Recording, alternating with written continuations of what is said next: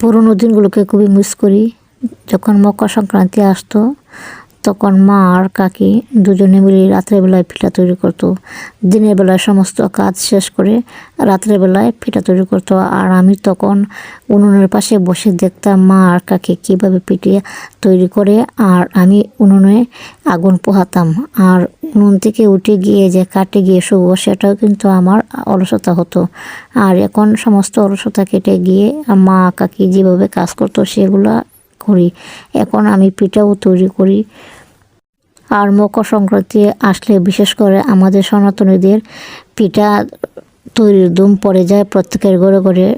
প্রত্যেকে কিন্তু কার থেকে বেশি কোন ধরনের পিঠা তৈরি করবে সেটা একটা ধুম পড়ে যায়।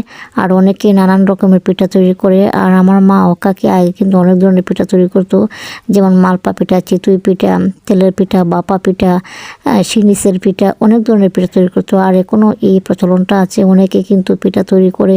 অনেকে দেখবেন 15 দিন আগ থেকে শুরু হয়ে যায় পিঠা তৈরি।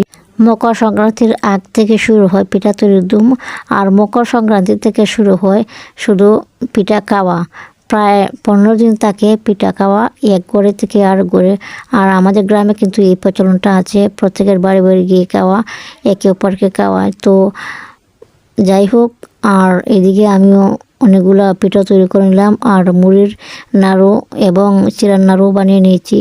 তো আমি প্রতি বছর কিন্তু আমার শ্বশুরবাড়ি গ্রামেতে মকর সংক্রান্তি কাটাই, আর এবছরও কিন্তু আমি আমার শ্বশুরবাড়িতে কাটাবো। সেজন্য বাসাতে অনেকগুলো নাড়ু বানিয়েছি, আর সেগুলো আমি বাড়িতে নিয়ে যাব। তো আমার নাড়ুগুলা পিঠাগুলো কেমন হয়েছে অবশ্যই তোমরা কমেন্টে জানাই। আর আমার মতো কে কে তোমরাও পিঠা বানাচ্ছ সেটাও বলে যেও। আর মকর সংক্রান্তি আসলে কিন্তু আমার মা বলতো যে আগের দিন রাত্রি কাপড় চোপড় গুছিয়ে রাখো, পরের দিন স্নান করতে হবে। আর মকর সংক্রান্তির স্নান আসলে আলাদা একটা অন্যরকম ফিলিংস কাজ করে। তখন কিন্তু ঠান্ডা লাগে না, খুবই ভালোই লাগে। সত্যি আমাদের এই সনাতনীদের এই মকর সংক্রান্তিটা খুবই আনন্দদায়ক। খুবই মিস করি আমার সেই বাবার বাড়িতে প্রত্যেকটা মকর সংক্রান্তির ঘটনাগুলো খুবই মনে পড়ে। আর সেই শৈশবগুলো মনে পড়ে, সত্যি ফিরে যেতে চায় শৈশবে। তো যাই হোক, সবাই ভালো থাকবেন।